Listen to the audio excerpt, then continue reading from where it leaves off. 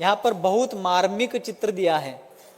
मुख पृष्ठ पर जो चित्र है ना, ये एकांतवाद और अनेकांतवाद की सिद्धि करने वाला चित्र है। क्या चित्र है? हाँ, तो हाथी दिख रहा है और 4-5 मित्र है, 6 मित्र है, और 6 मित्र क्या कर रहे हैं? उस हाथी नाम के एक अखंड पदार्थ के पास आकर के अपने अपनी बुद्धि अनुसार अपने अपने हाथ में जो उसका अंग आता है उसको पकड़ता है, और जिस अंग को उसने पकड़ लिया उतने अंग को ही वो पूरी वस्तु मान बैठता है और अड़ने लगता है कि मैं जो कह रहा हूं वैसा ही है। जिसने हाथी के कान को पकड़ा वो कहता है हाथी सूप जैसा है। सूप होता है ना धान को साफ करने का, क्या कहते हैं? सुपड़ा, सुपड़ा साफ तो सूप होता है, तो वो कान वाला कहता है कि हाथी सूप जैसा है। जिसने पैर को पकड़ा वो कहता है कि हाथी खंबे जैसा है। जिसने हाथी के पेट को हाथ लगाया वो कहता है हाथी तो दीवार जैसा है, सूप जैसा, खंबे जैसा नहीं है, तुम क्या बकवास करते हो। उसके ऊपर क्रोध कर रहा है। कोई हाथी की पूंछ को पकड़ता है, वो कहता है हाथी ना सूप जैसा है, ना खंबे जैसा, ना दीवार जैसा है, हाथी तो मोटी रस्से जैसा है। मोटा रस्सा होता है ना क्रेन में वगैरह किसी वस्तु को उठाने के लिए, वैसा है। कोई हाथी के सूंड को पकड़ता है तो कुछ और कहता है। कोई उसके दांत को पकड़ता है तो कहने लगता है हाथी तो भाले जैसा है।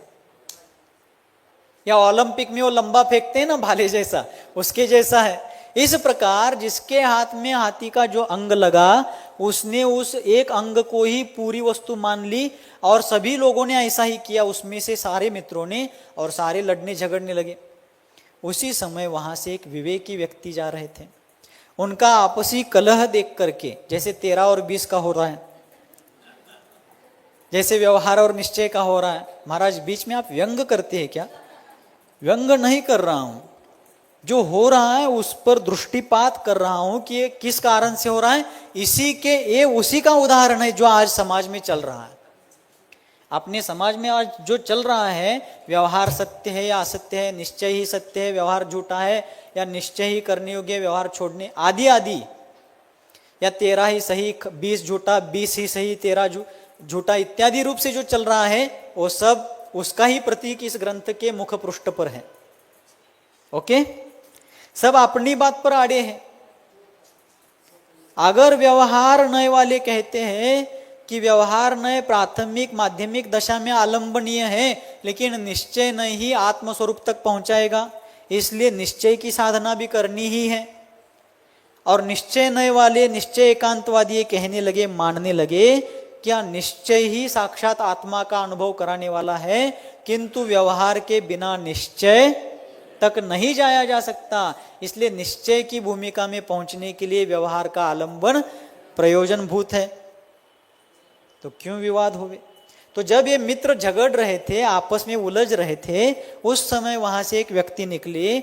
उन्होंने कहा, पूछा क्यों भाई कहीं हो रहे हो अठी, क्या झगड़ रहे हो थे, क्यों झगड़ रहे हो, आपस में क्यों उलझ रहे हो? मित्र हो कहलाते हो। मित्र तो आपस में स्नेह पूर्वक रहते हैं, और आप लोग मित्र कहते हुए भी झगड़ रहे हैं।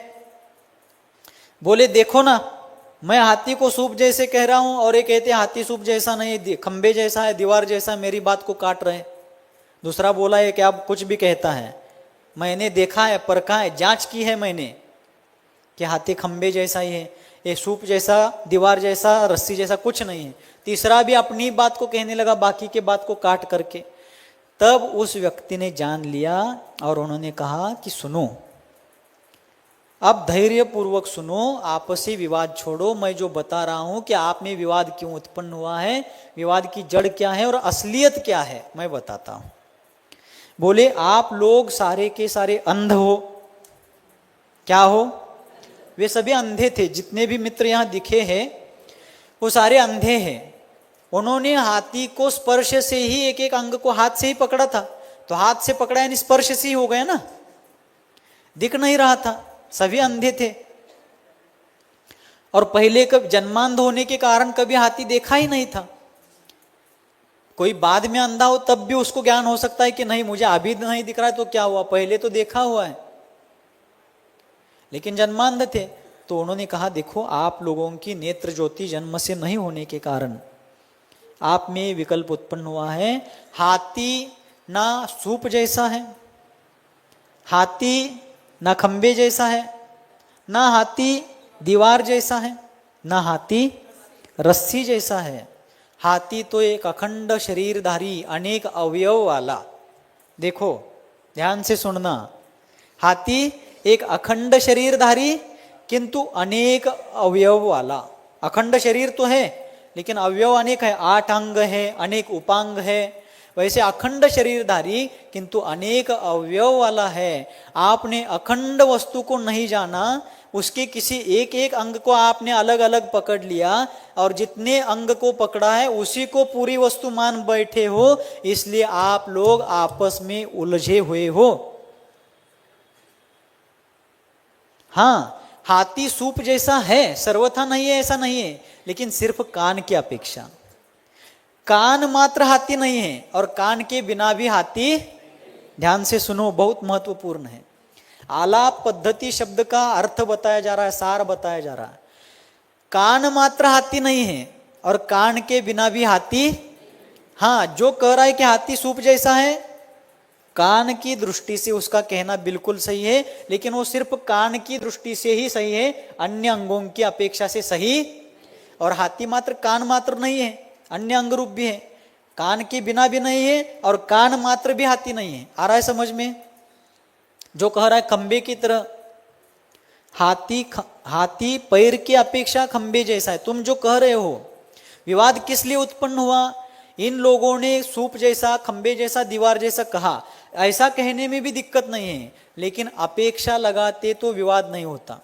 कान वाला कहता कि कान की अपेक्षा सूप जैसा है, आपस में उलझन नहीं होती। खंबे वाला कहता है कि पैर की अपेक्षा से खंबे जैसा है, नो विवाद। पेट वाला कहता कि पेट की अपेक्षा दीवार जैसा है, अविवाद, निर्विवाद। अपेक्षा शब्द जब लगाई जाएगी तब निर्विवाद, इसी को स्याद्वाद कहते हैं। स्याद्वाद किसे कहते हैं? स्यात्वाद।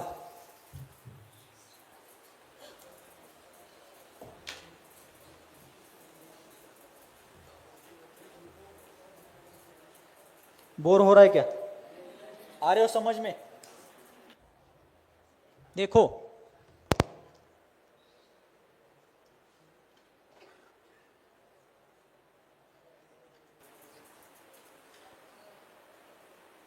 ये शब्द अपन पढ़ते हैं, क्या है ये शब्द एग्जैक्टली?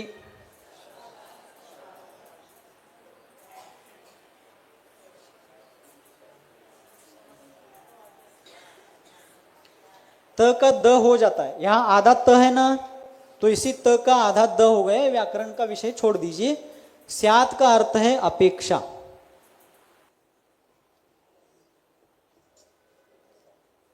किसी अपेक्षा से। और वाद का अर्थ क्या है?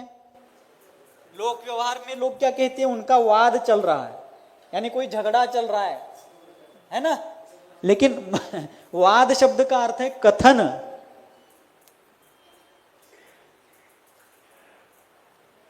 वाद का अर्थ क्या है? तो स्यात्वाद, स्याद्वाद शब्द का अर्थ है किसी अपेक्षा से कथन करना। कान की अपेक्षा से ही हाथी सूप जैसा है। अपेक्षा लगाई ना, खंबे पैर के अपेक्षा से ही, पैर के आकार की दृष्टि से ही हाथी क्या है? खंबे जैसा है। पेट की अपेक्षा से ही वो दीवार जैसा है। अपेक्षा करके कथन करना, अपेक्षाकृत करना या सापेक्ष, स यानी सहित, अपेक्षा सहित, किसी अपेक्षा को लगा करके उचित अपेक्षा के अनुसार। यहां अपेक्षा शब्द का अर्थ आशा नहीं लेना है, यहां पर भी निक्षेप आ गया। अपेक्षा शब्द का अर्थ अपन क्या लेते हैं? मुझे उनसे अपेक्षा थी, तो अपेक्षा यानी इच्छा, आशा के अर्थ में वहां लेते हैं। यहां अपेक्षा का अर्थ है दृष्टिकोण, इस दृष्टि से है, कान की दृष्टि से, कान की अपेक्षा से सूप जैसा है। एंगल कहो अंग्रेजी में उसी को, इस एंगल से, इस दृष्टिकोण से। ठीक है, आ रहा है समझ में? इस प्रकार